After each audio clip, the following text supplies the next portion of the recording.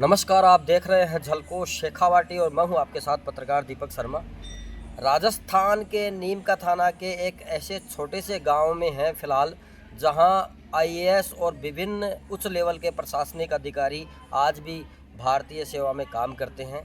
और यहां एक ऐसी शख्सियत से आपको मिलाने जा रहा हूं जो नीम का थाना ही नहीं, पूरे शेखावाटी के पहले आईएएस अधिकारी थे, श्रीमान केएल मीणा जी।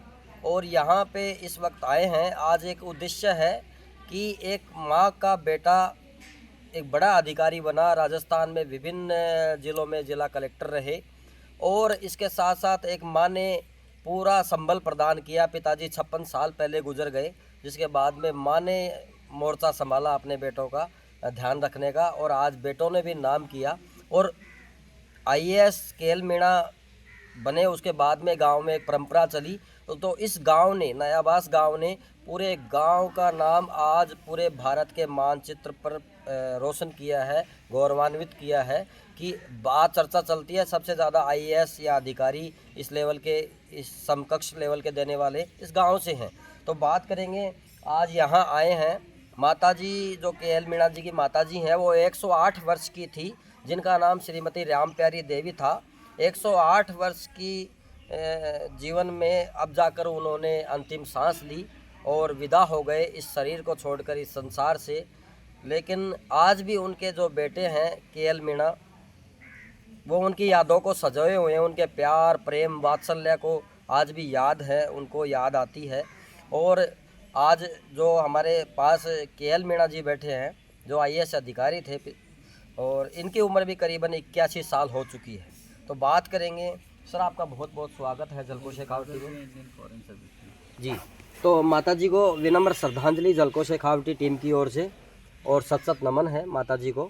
आप बताएं कि माता जी की कुछ यादों को लेकर, कि एक ऐसी माँ ने एक ऐसे लाल को जन्म दिया जो आज पूरे भारत में जिनका नाम था, और साथ साथ में आपके 3 भाई थे, जिनमें स्वर्गीय गिरधारी लाल मीणा है, जो पूर्व डिप्टी डायरेक्टर रिको के रह चुके हैं इनके भाई, और विवेक जैफ हैं, जो सेवा निवृत्त हैं, भारतीय विदेश सेवा के अधिकारी रह चुके हैं। तो बताएं आपकी माताजी के बारे में, आपको याद क्या क्या है, उनकी कुछ यादें जिससे आप आगे बढ़ने में प्रेरणा मिली आपको।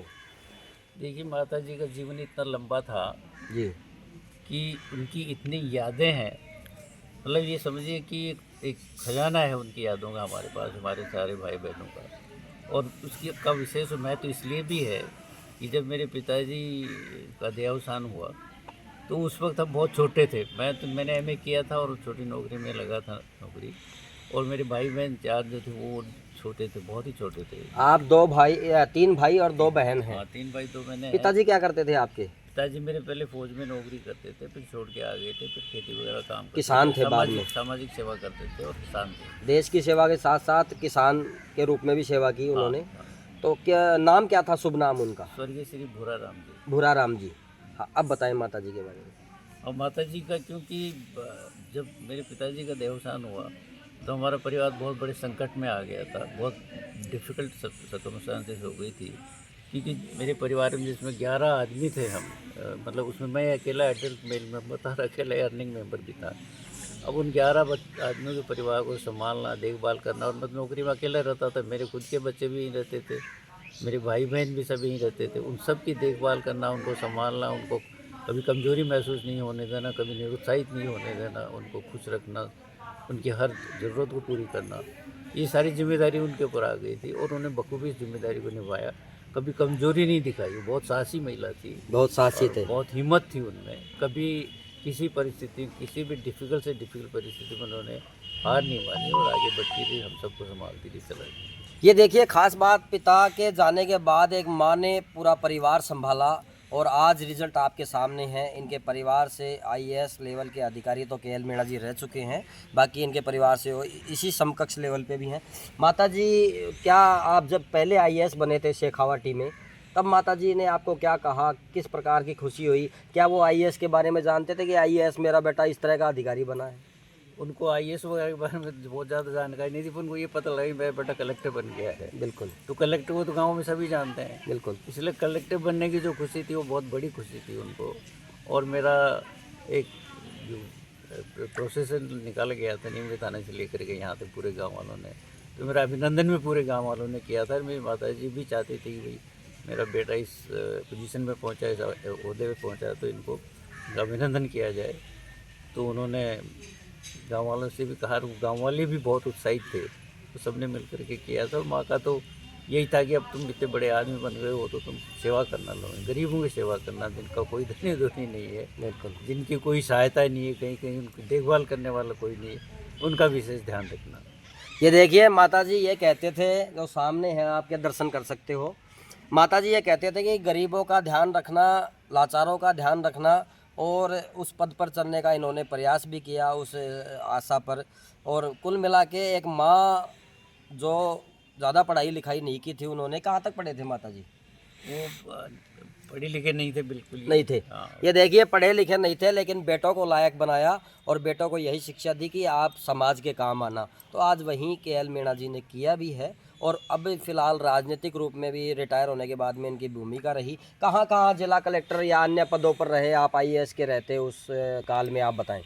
ये मेरा सौभाग्य था, या मेरे चीफ मिनिस्टर का या मेरी गवर्नमेंट का कई ये विश्वास था मेरे पे। मुझे बहुत अच्छी पोस्टिंग मिली, सभी चीफ मिनिस्टर के मैं बहुत नज़दीक था, मुझे बहुत भरोसा। कौन कौन से चीफ मिनिस्टर मुख्यमंत्री के नज़दीक थे आप? मैंने शुरुआत की थी हरदेव जी जोशी के साथ में। अच्छा, हरदेव जोशी जी के साथ। उनके साथ में शुरुआत की थी नौकरी की। उसके बाद शिवसेना जी माथुर आए, उसके बाद भैरव सिंह जी शेखावत आए, फिर अशोक जी गहलोत आए, बीच में पहाड़िया जी रहे। बिल्कुल। तो इन सबसे मेरा बहुत अच्छा इक्वेशन था, और मेरे पे भरोसा बहुत ज़्यादा करते थे। मुझे पोस्टिंग्स बहुत अच्छी थी, कभी मैंने कहा नहीं कि मुझे कहाँ लगाओ कहाँ मत लगाओ। बहुत अच्छी पोस्टिंग मेरी।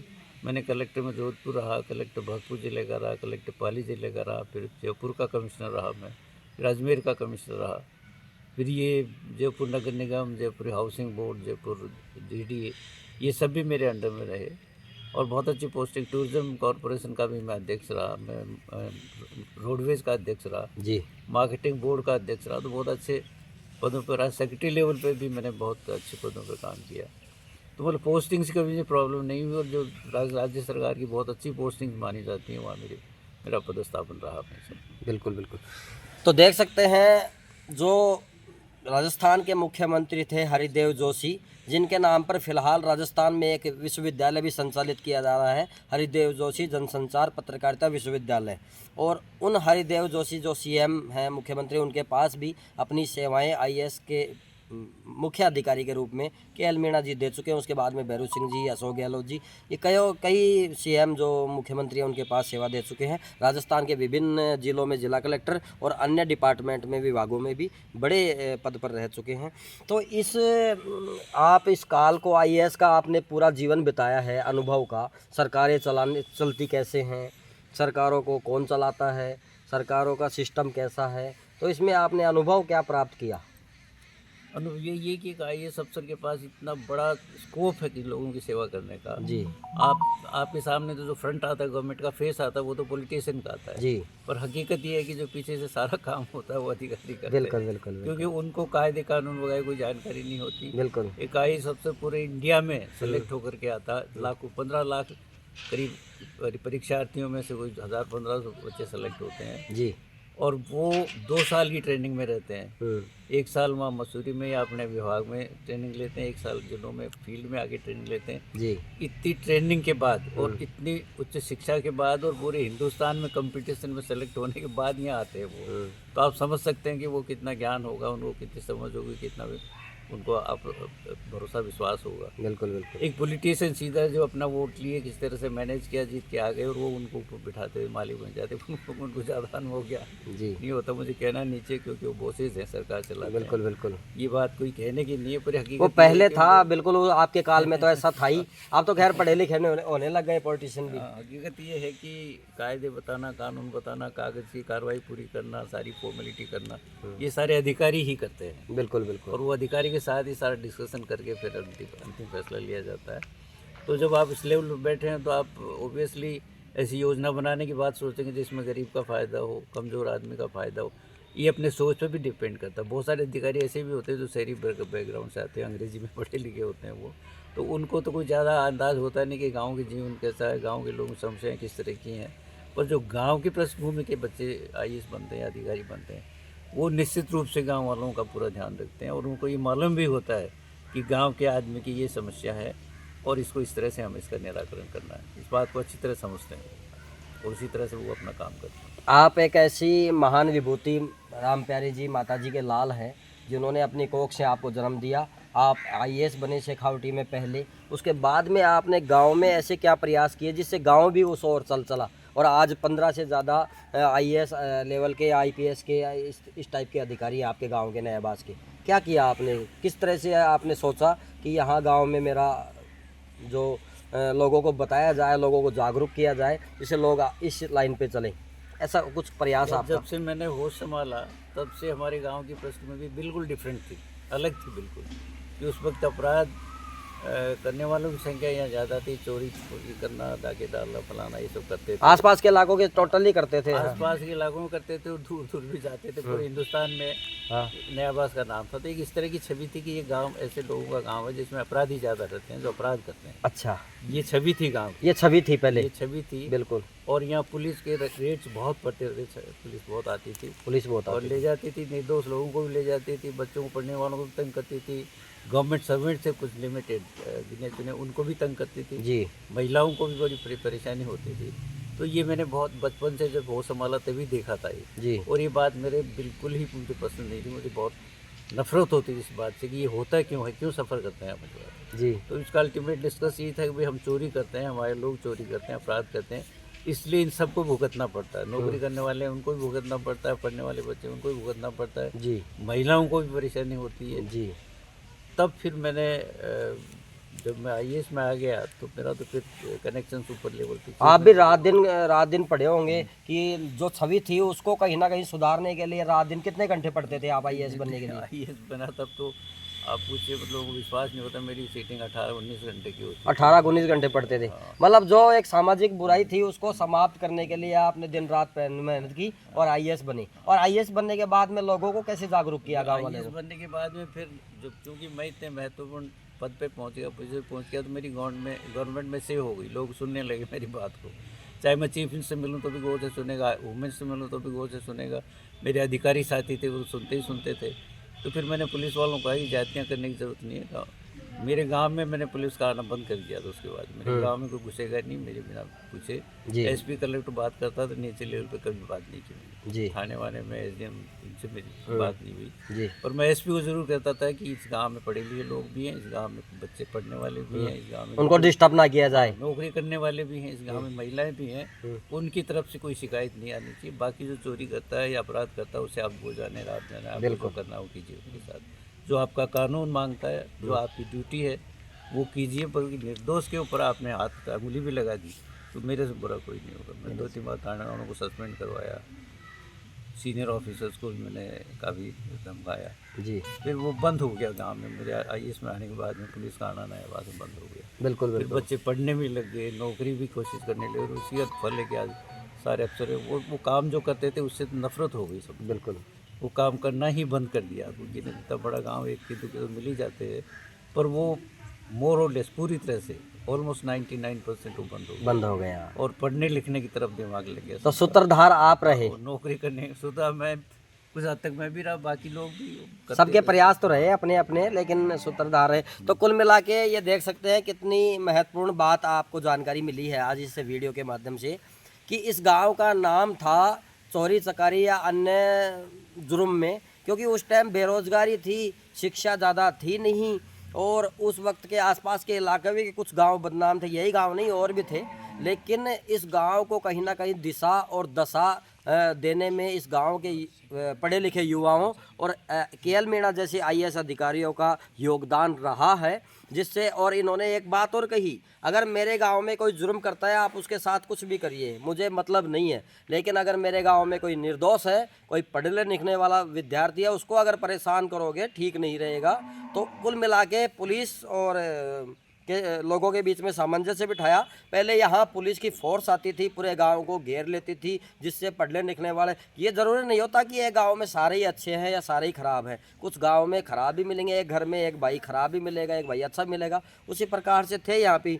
तो कुल मिला के उस चीज़ को बंद किया कि जो सही है उनको डिस्टर्ब ना किया जाए। आज वहीं सही लोग इनके दबाव से, इनकी सूझबूझ से आज वहीं सही लोग आईएएस या पढ़ लिख के एक अधिकारी बने और आज 99% क्राइम समाप्त हो गया नयावास में। जो पहले की जो विचारधारा थी लोगों के मन में, दिल दिमाग में बैठा था कि नयावास ऐसा है, गंदा है, ये है, लेकिन आज वो भ्रांति दूर हो चुकी। कुल मिला के आज उस दाग को या उस जो पहले लोगों ने किया उसको नई पीढ़ी ने धोया है, भुलाया है और अपनी अथक मेहनत प्रयास से इस समाज को दिशा और दशा, सकारात्मक शिक्षा सामाजिक रूप से प्रदान की है। और बहुत बहुत धन्यवाद है ऐसे आईएएस अधिकारी जो गांव के युवा थे। जो कब बने थे आईएएस अधिकारी आप? मैं 1975 में आईएएस में आया था। 1975 में। इससे 50 साल से भी ज़्यादा हो गए हैं। एक बात मैं ये कहना चाहूँगा, आज इसी गांव को, जो कभी एक अपराधियों का गाँव जाना था, आज इस गांव को अधिकारी के गांव के नाम से जाना जाता है। बिल्कुल बिल्कुल। अखबार वाले बड़े बड़े न्यूज एंकर्स आकर के यहाँ सर्वे करके गए और उन्होंने बड़े बड़े हेडलाइंस में छापा कि अधिकारियों का गाँव नयाबाद। ऐसी कोई सर्विस नहीं है। Indian foreign service, Indian administrative service, Indian police service, Rajasthan RS, RPS, professor, doctors, engineers, ऐसी कोई नौकरी नहीं है जिसमें राजस्थान। हमारी एक बेटी अभी IAFS में सेलेक्ट हुई इसी साल। बिल्कुल। नम्रता जैफ का सिलेक्शन हुआ है आईएएस में, जो भारत की राजदूत बनेगी, दूसरे देश में जाकर भारत का प्रतिनिधित्व करेगी। जी। इतनी बड़ी सेवाओं में भी मेरे खुद के ब्रदर इंडियन फॉरेन सर्विस से रिटायर हुए, जो डायरेक्टर थे पूरे राजस्थान की पासपोर्ट्स को हैंडल करते थे। जी। जैसे मैंने बताया कि बेटी हमारी एक DIG है जो पंजाब पुलिस के एडमिनिस्ट्रेशन देखती है, हेडक्वार्टर में पंजाब पुलिस। जी। एक बेटी हमारी चीफ कमिश्नर है बॉम्बे में इनकम टैक्स में। तो इतने बड़े बड़े अहदों में पहुँच गई, बेटियाँ पहुँच गई इस गाँव की। बिल्कुल। और अधिकारी तो हैं ही सारे। बिल्कुल।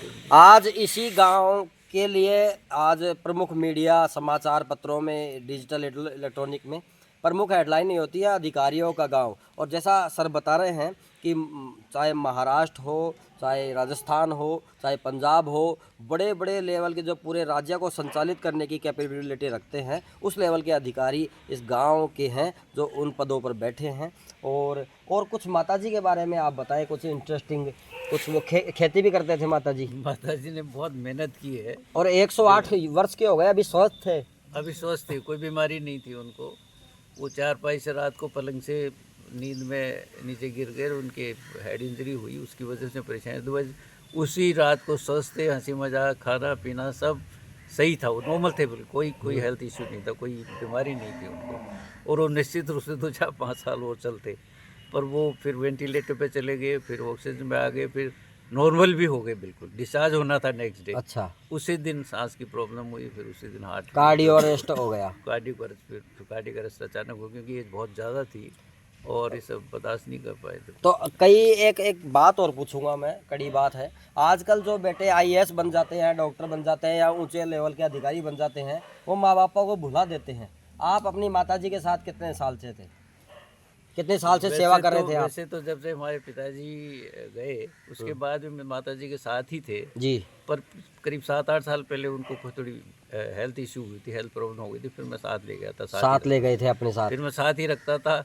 गांव आने की हमेशा बहुत इच्छा रहती थी, फिर मैं लाता था और साथ ही वापस ले जाता था। बिल्कुल। यहाँ छोड़ा नहीं फिर बिल्कुल। उनकी इच्छा बहुत होती थी, हर फंक्शन में लाता था मैं उनको। अभी भी गाँव में आप रहते हैं? कभी कभी गाँव में तो आता रहता हूँ, तो बहुत फ्रिक्वेंटली आता रहता हूँ। अभी भी इनके बैठक करने की मेरे बड़े अधिकारी साथियों ने दूसरे लोगों को कहा कि आप जयपुर में करो। मैंने कहा नहीं, उनका मन गांव में ही था, वो गांव में रची बसी थी और गांव जाने की बहुत इच्छा रहती थी उनको, इसलिए मुझे जो भी करना मैं गांव में ही करूँगा। तो देश के राज्य से, अनेक राज्यों से अधिकारी लेवल के भी लोग यहाँ आ रहे होंगे? आ रहे हैं, तो रोज सुबह से शाम तक बड़े बड़े अधिकारी आ रहे हैं। हाँ, बड़ी संख्या में आ रहे हैं सब जी। मेरे रिश्ते भी बहुत अच्छे रहे सबसे, तो सारे अधिकारी साथी आ रहे हैं सब। और एक चीज़ और ख़ास है, जो हमारे साथ KL मीणा जी हैं, इन्होंने नीम का थाना को जिला बनाने में भी अहम भूमिका निभाई। जो ललित पवार कमेटी थी, राम बुलाया भी थी क्या, राम लुभाया, और ललित पवार जी के पास गए थे KL मीणा जी यहाँ के 2-4 डेलीगेट्स को लेकर, और ज़िले की मांग रखी थी। उसके बारे में बताएं, आपका ज़िले में क्या योगदान रहा नीम का थाना को जिला बनवाने में? मैं 2005 में रिटायर हुआ था IAS से, और उसके बाद में यहाँ के बहुत ही वरिष्ठ राजनेता श्री कृष्ण जी मोदी उस वक्त जीवित थे जी। और उनकी ये इच्छा थी कि मैं सार्वजनिक जीवन में आऊँ। मैंने कहा मैंने नौकरी की है, मेरा अनुभव नौकरी का है, मेरी सारी कंडीशनिंग जो है वो एक नौकर के हिसाब से रही है, इसलिए राजनीति में मेरी कोई बहुत रुचि नहीं है। पर वो मेरे पीछे पड़ गए और वो 2-3 बार घर आए और उन्होंने बहुत इंसिस्ट किया। इसके बावजूद भी मैंने उनको इनकार किया। मैंने कहा मुझे आप कोई जिम्मेदारी दीजिए, मैं उसको पूरी करूँगा, पर मैं सक्रिय राजनीति में आने की मेरी इच्छा नहीं है। जी। पर उन्होंने कहा कि हम ये चाहते हैं कि हम नीम का थाना जिला बनाना चाहते हैं और आप उसकी जिम्मेदारी संभालें। मैंने कहा आप वरिष्ठ होने के नाते आगे आप रहें, मैं आपके पीछे पीछे हूँ, आपके साथ रहूँगा। पर उन्होंने देखा कि ये हाँ नहीं कर रहे हैं, तो फिर नीम का थाना में इन्होंने मीटिंग रखी मेरी एब्सेंस में। मोदी धर्मशाला में भी 500-700 आदमी इकट्ठे हुए और सर्वसम्मति से मेरे को जिला बनाओ संघर्ष समिति का अध्यक्ष घोषित कर दिया और मुझे टेलीफोन पे बताया कि हमने संघर्ष समिति भी बना ली है जी। और आपको अध्यक्ष भी बना दिया है। मैं तो था ही नहीं, आपने किसी आपका होना जरूरी थोड़ा ही बना दिया हमने, अब आप ही जिम्मेदार सर। फिर मैंने रियलाइज़ किया कि ये तो बहुत अच्छा काम है, सबके हित का काम है, नीम का थाने के हर नागरिक का हित इससे जुड़ा हुआ है, इसलिए मुझे मेहनत करनी चाहिए। तो फिर वो सारा काम मैंने 2006 में मैं अध्यक्ष बना था, तब से अब तक मैं उसका समिति का अध्यक्ष बना हूँ। जिला बना भी लिया हमने, बहुत मेहनत की, लिखापढ़ी बहुत की। राम लुबाया मेरे जूनियर थे, मेरे साथी थे, तो मेरी बात को सुनते थे वो। तो दलित मेरे साथ रहे, वो तो मेरे खुद के एसडीएम भी रहे, मेरे भाई डीएम भी रहे, मैं कलेक्टर था तो जी। तो ये इतने नज़दीक मेरे रहे परिवार की तरह, तो इनसे बात करना, इनको समझाना मेरे लिए बहुत आसान था। तो हर चीज़ इनको बहुत आसानी से कह देता था, समझा देता। जब भी मेरे मिलने का होता था खुद ही मिलने आ जाते थे, मैं मिलने चला जाता था। तो जिला इस तरह से करके वो जिला बन गया अपना, और बाद में जो कुछ हुआ तो आपको मालूम है। जी जी जी। अब नीम का थाना जिला तो खैर हटाया गया है कि नहीं, अन्य राजनीतिक कारण भी हो सकते हैं, अन्य कारण भी हो सकते हैं, लेकिन इन्होंने प्रयास किया, जैसे ओम प्रकाश साईं या रमेश ठेकेदार या और भी सुरेश मोदी, इन्होंने भी प्रयास किया, लेकिन लास्ट अंतिम प्रयास जो एक विशेष दूत के रूप में भेजा गया KL मीणा जी को, और जो राम लुबाया थे वो इनके सीनियर थे, काफ़ी घनिष्ठता थी, जूनियर थे मेरे। जूनियर राम लुबाया इनके जूनियर थे अधिकारी, और काफ़ी घनिष्ठता थी, और इन्होंने बिल्कुल प्रस्ताव रखा। नीम का थाना आपके सामने था कि जिला बना, और देख सकते हैं कुल मिला के माता जी को बहुत बहुत विनम्र श्रद्धांजलि। ऐसी माता को नमन है जिन्होंने ऐसे एक पुत्र को जन्म दिया, जिन्होंने आज परिवार की नहीं, गांव की नहीं, इस नीम का थाना का भी नाम रोशन किया है, क्योंकि नीम का थाना नयाबास का गांव है, तो इस गांव का जब नाम होता है तो नीम का थाना का नाम भी पहले आता है। बहुत बहुत धन्यवाद आपका, धन्यवाद इस जानकारी को देने के लिए। Thank you. बिल्कुल, बात करता हूँ बाकी लोगों से। उनको सर बताएं, आपका नाम बताएं, और माता जी यहाँ 108 साल का जीवन इन्होंने दिया है, और ऐसे पुत्रों को जन्म दिया जिनके पुत्र विभिन्न भारतीय सेवाओं में रह चुके। बताएं। सबसे पहले तो मैं माता श्रीमती रामप्यारी देवी जी को नमन करता हूँ, विनम्र श्रद्धांजलि अर्पित करता हूँ। और अगर मैं गांव के बारे में कहूँ तो मेरे को कहने के शब्द हैं वो कम हो जाएंगे। आसपास से के इलाके में मैं तो कहूँ कि शेखावाटी नयाबास को मीणाओं में, शेखावाटी में एक प्रकार से राजधानी के नाम से जाना जाता है, मीणाओं की राजधानी इसको बोला जाता है। और वो इसलिए नहीं बोला जाता कि यहाँ पर कभी अपराध हुआ करते थे, वो इसलिए बोला जाता है कि यहाँ पर हर घर में हर प्रकार के, हर कैडर के अधिकारी यहाँ पर हैं, चाहे वो IAS हों, चाहे IFS हों, चाहे IPS हों, चाहे RAS हों या RGS हों, हर प्रकार के यहाँ पर अधिकारी हैं, कर्मचारी हैं। और ये कहते हुए मुझे बहुत बड़ी खुशी है कि शेखावाटी में सबसे अधिक अधिकारी और कर्मचारी इस नयाबास गांव में हैं। तो ये हमारे लिए एक गर्व की बात है, हम सभी के लिए गर्व की बात है, ये बहुत अच्छी बात है। आपके KL मीणा जी के परिवार में भी आदरणीय विवेक जी IFS रहे हैं, गिदर लाल जी भी एक अच्छी सेवा में रहे हैं, KL साहब है वो सचिव की पोस्ट से रिटायर हुए हैं, अभी इसी गांव से नम्रता JF है वो IFS में सेलेक्ट हुई हैं। बहुत अच्छा एक रिफॉर्म है हमारे लिए, ये गांव है एक प्रकार से प्रेरणा का स्रोत है। मैं तो ये कहूँगा कि आसपास के लोग हैं वो भी प्रेरणा लेकर ये कोशिश करते हैं कि नयाबास में जिस प्रकार से गांव ने विकास किया है विभिन्न क्षेत्रों में, हम लोग भी कोशिश करते हैं कि आगे बढ़ें। जी, आपका शुभ नाम और परिचय और बताएं दर्शकों। मैं रतन मीणा जोधपुरा, तहसील उदयपुर पार्टी से हूँ। वर्तमान में मैं मीणा समाज यूनियन का उपाध्यक्ष हूँ, और साथ साथ मैं जिला ST प्रकोष्ठ का, मैं कांग्रेस का जिला अध्यक्ष भी हूँ। जी, तो इस तरह से माताजी ने KL मीणा जी को जन्म दिया है, IAS बनी, और इनका कार्यकाल बहुत अच्छा रहा। बिल्कुल, मैं नो डाउट, इसमें कहने को कोई अतिशयोक्ति नहीं है कि साहब का जो कार्यकाल है, मेरे को याद है सर, मैं निवेदन करूंगा, मेरे को याद है कि जब 72 के आसपास में इधर से जा रहा था, 5वीं क्लास में पढ़ता था, जब पूरे गांव को पुलिस ने आरएससी के जवानों ने घेर रखा था 1972 में 1972 की बात। आप 5वीं क्लास में थे? 5वीं क्लास में था, मेरे को याद आ रहा है। टोपी वाले, मैंने अंकल मेरे साथ में थे, मैंने पूछा था ये सिपाही कौन से आ गए टोपी वाले, तो उन्होंने मेरे को बताया कि आरएससी के जवान हैं। और मैंने पूछा ये कारण क्या है इसका, तो उन्होंने बताया इस प्रकार से ये कारण है, इसके कारण से यहाँ पर इस गाँव को पुलिस वालों ने घेर रखा है। और वो चीज़ मेरे को देखी हुई है, लेकिन आज उसका बिल्कुल उलट है, बिल्कुल उलट है। बिल्कुल जो परिस्थितियाँ थी उस चीज का जवाब शिक्षा से, बिल्कुल शिक्षा से दिया और गया है। सामाजिकता से दिया गया है। बिल्कुल। बिल्कुल बिल्कुल, बहुत बहुत धन्यवाद। इस गांव के ही हैं, परिवार के रमेश जी अध्यापक।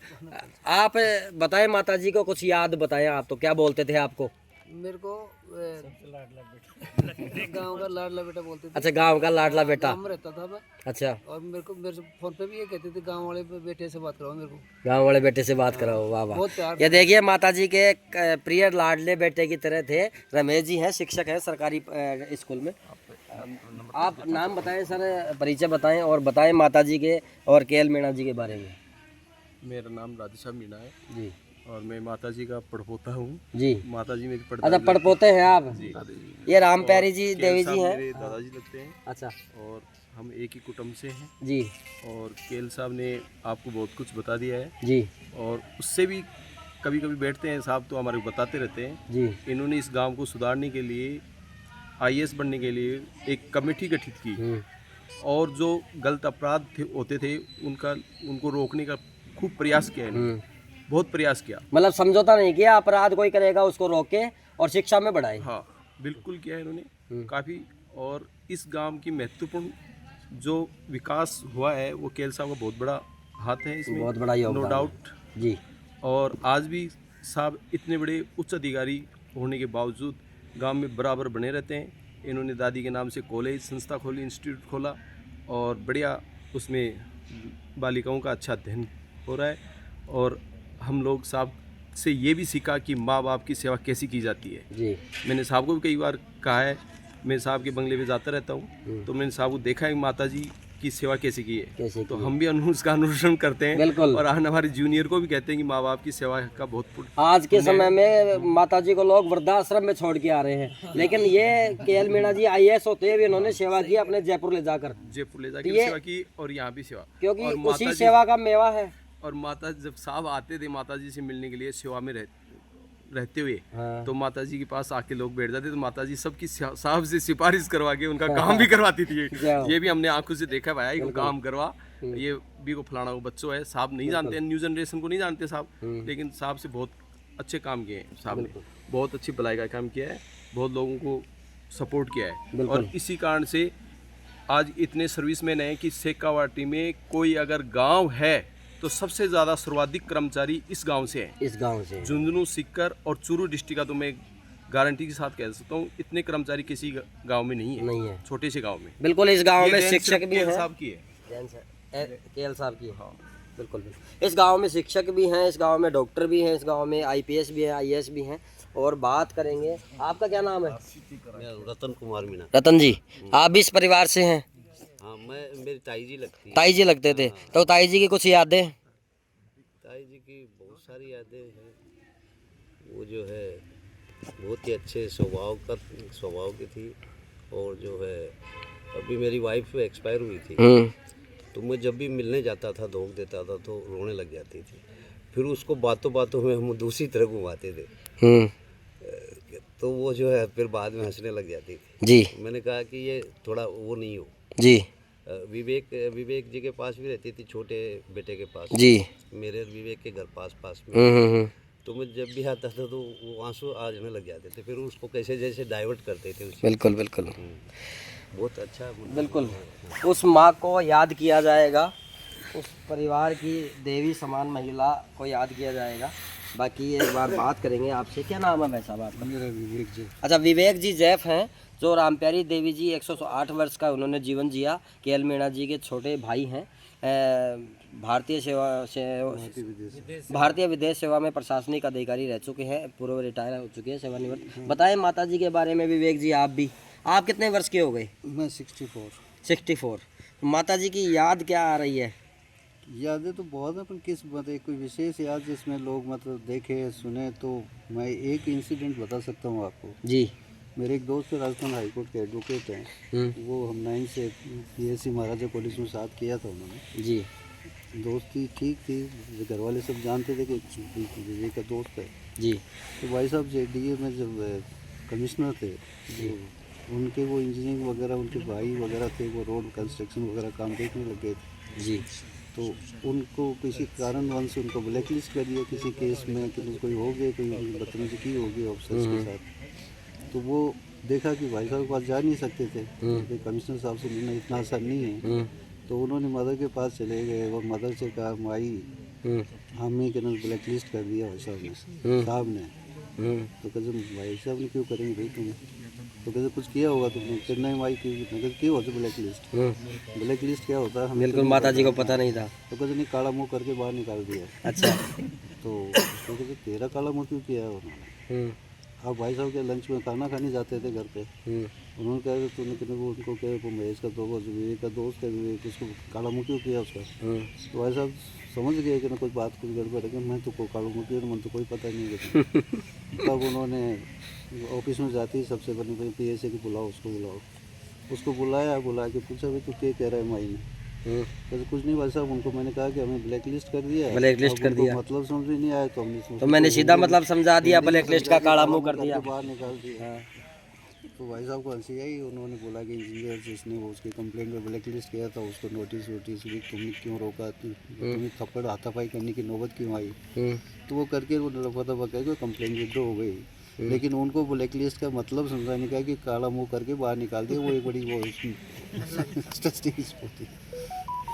और भी इंसिडेंट तो बहुत हैं, लेकिन कौन सी बात करें, कौन सा डिस्कस करें? माता जी आपको कहते थे पहले पढ़ ले बेटा पढ़ ले, या अपने आप ही? माता जी तो क्या, मैं तो कि जब फादर एक्सपायर हुए, जब 2nd क्लास में गुजरा हूँ, फर्स्ट सेकंड में। अच्छा, पिताजी एक्सपायर हुए तब 2nd क्लास में थे आप? 9th में, जब 5th में एग्जाम हो गए तो भाई साहब साथ अलवर जब IB में थे, फिर IAS बन गए, तो मैं गंगानगर चला गया 9th में। जी। तो 9th से लेके फिर बाहर ही पढ़ा, नयावास में रहा नहीं। तो मदर के पास कम और भाई साहब के पास ज़्यादा, और फिर अकेला भी काफ़ी निकाला। जी। और फिर ये जो PSA के थ्रू मेरी सर्विस आई, इंडियन फॉरेन सर्विस में ज्वाइन कर ली। जी। और ये बहन जी? सिस्टर है मेरे से। अच्छा, आप छोटी, ये भी, ये देखिए क्या नाम है आपका बहन जी? मेरा नाम मंतोष मीणा है। अंतोष मीणा? मंतोष मीणा। हाँ। ये जो बहन जी आप सामने देख रहे हैं, राम प्यारी जी हैं, जो उनके सुपुत्री हैं, अंतोष जी मीणा, मंतोष जी मीणा। क्या करते थे आप भी अधिकारी मैं रहे? सबसे ज्यादा माँ के साथ ही रही। माँ के साथ रहे। माँ से मेरा बहुत अटैचमेंट रहा है। जी। और मैं जब मैं 4 साल की थी जब पिताजी एक्सपायर हो गए थे, और भाई ने, माँ ने और भाभी ने, तीनों ने मिलके जो यहाँ ऊंचाई पे पहुँचाया है, ये बहुत तारीफ के काबिल है। जी। और भाई साहब का, माँ का पॉजिटिव या सकारात्मक होना ही गांव के लिए, परिवार के लिए, ये बहुत बड़ी बात। आज एक बहन को अपने भाइयों पर गर्व है। बिल्कुल बिल्कुल। और माता को नमन है बारंबार। हाँ, माँ को तो श्रद्धांजलि है। मैं जब से माँ की तबीयत खराब में साथ में थी। बिल्कुल बिल्कुल। तो आप भी आने वाली ऐसी पीढ़ियों को ये संस्कार दोगे कि आपकी जैसे सेवा हो माँ की तरह? बिल्कुल। मैं तो, मेरा तो नेचर की हीलिंग वीडियो बनाती हूँ मैं। जी। और सब कुछ बढ़िया है। बेटा पायलट है, बेटी NID करके बेंगलोर में जॉब कर रही है। जी। एक बेटी डेंटिस्ट है। जी। सब जी। बच्चे अपनी अपनी जगह। हस्बैंड रेलवे से रिटायर हुए हैं। जी। जी। जी। प्रोजेक्ट मैनेजर से। जी। जी। तो मेरा माँ को बारंबार नमन है। मैंने खुद ने अपने परिवार में, मेरे फादर लोग का पुणे 5 साल पैरालाइज था, तो उनकी सेवा करी है। तो मेरा तो परिवार जी। जी। जी। जी। बहुत बड़ा योगदान है। मैं बार बार सबको यही कहा कि आशीर्वाद लेना है, भगवान बाहर नहीं है, भगवान आपके घर में बिल्कुल है। बिल्कुल। भगवान, माँ बाप का आशीर्वाद ले लो, आपका बेड़ा पार हो जाएगा। बिल्कुल, बेड़ा पार हो आप जाएगा। सब कुछ बनेंगे। बिल्कुल बिल्कुल। ये देखिए कि एक पुण्यात्मा जो माँ होती है, उसके पीछे पूरा परिवार होता है। जब माँ अगर कितनी ममतामयी, करुणामयी होती है, तो एक बेटे भी अगर, ये तो खास, ये तो साफ तौर पे पता चल गया इस वीडियो से कि जिस परिवार में माँ और पिता की सेवा होती है ना, वो परिवार समृद्ध और खुशहाल होता है। और जिस परिवार में धक्के दे के माता पिता को निकाला जाता है या वृद्धाश्रम छोड़ा जाता है, वो परिवार भी कभी खुशहाल नहीं हो सकता। तो इस परिवार ने अपनी माँ की सेवा की, इन बिटिया ने उनकी, और KL मीणा जी ने, विवेक जी ने, सब ने। तो उसी का परिणाम है कि आज ये एक सुखी समृद्ध और शिक्षित और एजुकेटेड अधिकारी वर्ग का परिवार है। बाकी ये बात करेंगे सर से। नाम बताएं सर आपका। SR मीना जी। नया आवाज़ से बिलोंग करता हूँ जी। और जिससे मैं काम करता था एज ए जल मैनेजर की पोस्ट से रिटायर हुआ हूँ। जी। पहले तो मैं माई के बारे में बताऊँ, ये हमारी जी। माई है, पूज्यनीय माई बिल्कुल है। बिल्कुल। तो हमारी नहीं, हमारे गांव की नहीं, पूरी शेखावाटी की माई है। हाँ। क्योंकि 108 वर्ष बिल्कुल बिल्कुल बड़े ही अच्छे शरीर से बिताए हैं। ये तो आखिर में थोड़ा सा प्रॉब्लम हो गया, अदरवाइज आप माई की स्किन देखें, आप ग्रो चेहरे में आज भी 40 साल के यंग के जैसे ग्रो था जी। एंड दूसरा उनकी मेमोरी, यादाश्त। हम लोग तो अभी इस उम्र में नाम भूल जाते हैं यार, जैसे ये हैं भाई, ये फिर बाद में सोचते हैं राधे श्याम बेटा है। माई को 80 साल पहले की बातें याद है परफेक्टली। बताइए। कितनी बड़ी बात है, 108 वर्ष की आयु में उन्होंने 80 साल पुरानी बातें और बहुत बढ़िया से हमको समझाती थी। तो ये माई बहुत बड़ी। और अब विशेष बात ये बताऊं, मेरे सभी भाई बंधुओं ने भी बताया कि माई ने तो बहुत बड़े दुख झेले हैं अपनी जवानी में ही, लेकिन हमारे जैसे बड़े भाई जैसे सुपुत्र पैदा किए जी।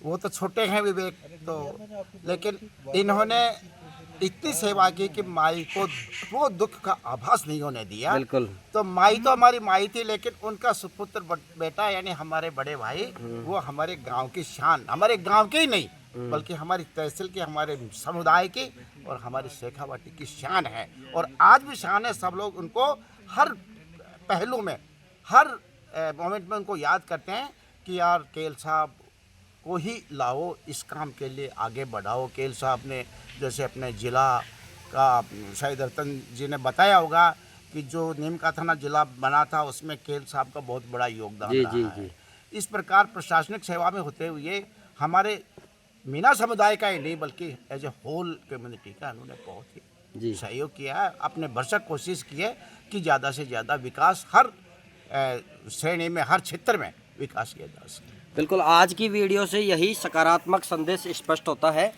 कि आईएएस बन जाओ, चाहे डॉक्टर बन जाओ, चाहे मुख्यमंत्री बन जाओ, चाहे XYZ कुछ भी बन जाओ, कितने बड़े, लेकिन माँ और पिता को ना भूलो। वहीं इस वीडियो में आज उदाहरण आपको देखने को मिला है। कितने भी बड़े बन जाओ, अगर भूल गए तो लोग आपको भी भूलेंगे, आपके साथ भी ऐसा हो सकता है। लेकिन माता पिता की सेवा इसी प्रकार से करो जैसे इन IAS अधिकारी और बेटों ने की है। धन्यवाद। आपका नाम बताएं। राजमोहन मीणा। जी। मैं जयपुर रहता हूँ, जयपुर से। जयपुर से। सीनियर अकाउंट्स ऑफिसर से रिटायर। सीनियर अकाउंट ऑफिसर से रिटायर है। माता जी को कभी देखे हैं? हाँ, माता जी गाँव में रहते थे जब तो देख खूब मिलते थे। क्या बोलती थी माता जी? माता जी का तो आशीर्वाद रहता था सब भी। एक चीज़ और है, ये भोली भाली माता जी हैं, इनका सहारा लेने के लिए जब जो KL मीणा जी हैं IAS अधिकारी थे, जब ये किसी को बात नहीं मानते या इन तक कोई नहीं पहुंच सकता तो माता जी का जैक लगाते थे भाई कि माता जी को बोलो। और माता बेटा माँ की बात मानता है तो वो मतलब फ़ायदा उठाते थे। और माँ के भोलेपन के कारण ही कई लोगों का भला हुआ है IAS बेटे के माध्यम से।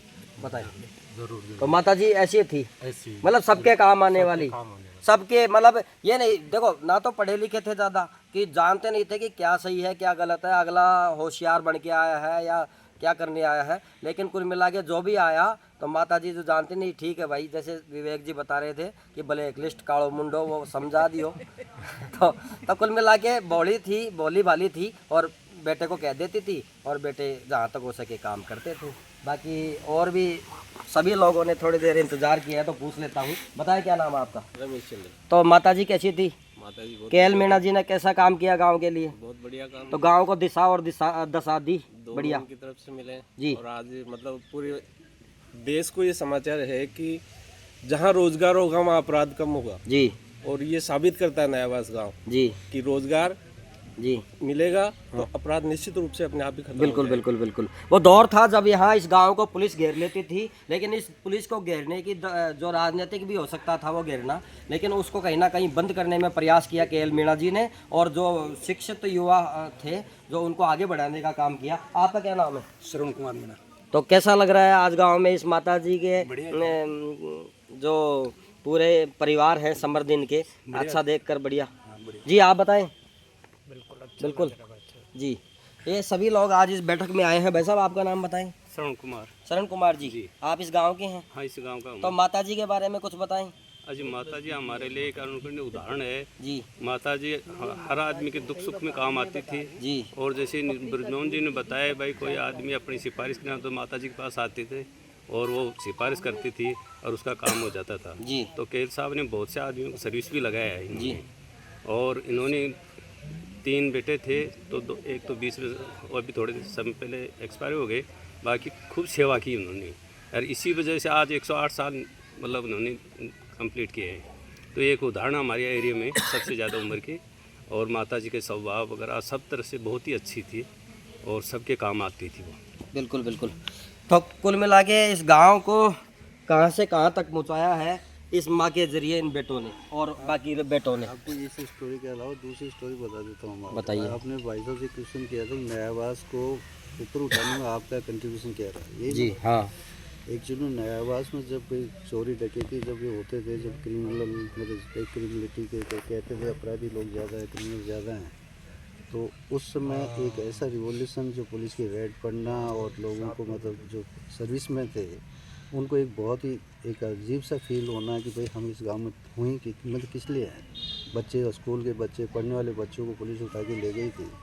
उसमें 3-4 ऑफिसर थे जो सीनियर मतलब एक ऑफिसर्स कैटेगरी में थे, जिसमें ब्रदर आईपी में थे, एक भीम सिंह था ACT वगैरह, एक मांगीलाल जी थे सब इंस्पेक्टर दिल्ली पुलिस में। तो इन्होंने देखा भी ऐसा क्या किया जाए जिससे कि उनसे हमें परेशानी थोड़ी कम हो। तो एक रिवॉल्यूशन शुरू किया उन्होंने यहाँ पे। उस तरह से तो गांव के कुछ लोग जो पुराने जो परमानेंट लोग हुआ करते थे उन्होंने आके एक क्वेश्चन रेज किया कि भाई आप लोग तो सर्विस में, आप लोगों के तो बच्चे ठीक हैं, पर हम ये पैसा जो काम हमारा है जो प्रोफेशनल हमारे बाबूगन किया है, जो उनकी बपोती है हमारे पास, तो वो काम हम कैसे छोड़ेंगे तो खाएंगे कैसे? तो लोगों ने कहा कि भाई पहले हमारे बच्चों को पढ़ाएंगे, इतने साल लग जाएगी, उससे पहले तो हमें करना ही पड़ेगा। तब सर्विस के जो भाई गवर्नमेंट का जॉब चाहिए तो गवर्नमेंट का जॉब सबसे पहले पटवारी बने, इसी गांव के बने, इन्हीं के सहयोग से बने जी। फिर पुलिस में भर्ती हुए, राजस्थान पुलिस में काफ़ी बच्चे हुए, कृषि मंडी में भर्ती हुए, RTC में भर्ती हुए। इन्होंने एक दो तो लोगों ने देखा है कि जब यार ये सर्विस वाले ज़्यादा सुखी हैं और हम रात को शाम को कोई पुलिस आ जाए कि जो तो कंधे में सिर्फ अपना कपड़ा रखा और सोने के लिए जंगल में जा रहे हैं, तो वो एक लोगों ने चोरी करते थे वो अपने बच्चों को पढ़ाना शुरू कर दिया। और वो पढ़ाने का क्योंकि दिमाग तो उनके पास था पहले से भी, क्योंकि उन्होंने जो ऐसे डकैती होती नहीं, ऐसे चोरी होती नहीं, दिमाग तो है ही उनके पास, तो उन्होंने फिर एक डाइवर्ट कर दिया उस सिस्टम को और बच्चों को पढ़ाना शुरू किया। आज देख आप उनका रिजल्ट दिख रहा है जी। अब आती है कि एजुकेशन फैसिलिटी कहाँ थी गाँव में? नीम का थाने से नयावास में आने के लिए मिट्टी के टीले हुआ करते थे जिसमें पैदल जाते थे, पैदल आते थे, पढ़ने के लिए नीम का थाना जाते थे जी। तो रोड बनने की बात आई तो कि नहीं हम रोड नहीं बनने देंगे। काफ़ी थे ऐसे लोग गाँव में जो कि रोड नहीं बनेंगे। क्यों नहीं बनने देंगे कि रोज पुलिस आएगी। अच्छा, तो इसलिए रोका। बिजली नहीं लाने देंगे, बिजली आएगी तो हम भागते हुए दिखेंगे, उससे रोका। फिर उसके बाद पानी की PhD में सेक्रेटरी, प्रिंसिपल सेक्रेटरी PhD थे, नल वगैरह ये सब वो लगाया उन्होंने।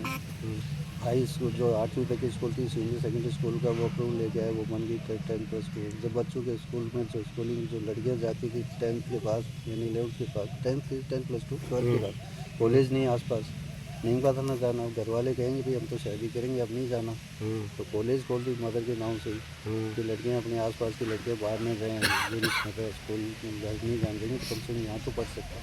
तो आप कॉलेज भी है, आप PG भी हो गया, 17-18 फैकल्टीज भी आ गई, नर्सिंग वगैरह सब कुछ हो गया। ये सारी इन्हीं की देन है। तो आपके काल में देखते देखते सब कुछ चेंज हो गया। मेरे सामने ही हुआ, सब कुछ हो गया, मेरे सामने हुआ, डिस्पेंसरी हो गई। तो ये सारे भाई साहब का कंट्रीब्यूशन क्या नहीं है, बिल्कुल बिल्कुल ये सारी इन्हीं की देन है। ये IAS नहीं बनते रही यदि उसी में IB वगैरह में रहते तब भी इसमें कोई ज़्यादा चेंजेस नयावास में मुझे देखने को नहीं मिलता। लेकिन क्योंकि IAS बनने के बाद में जो पावर वो सब देखते हैं लोग, और उन लोगों और काफ़ी मुख्यमंत्री के भी नज़दीक रहे, जिससे सही दिशा देने के प्रयास सफल हुए। सारे मिनिस्टर सारे ऑफिसर सब इनके टच में थे तो उससे उनको बड़ा इजी हो जाता था। बिल्कुल बिल्कुल बिल्कुल, तो ये मूवमेंट था ये। बिल्कुल बिल्कुल।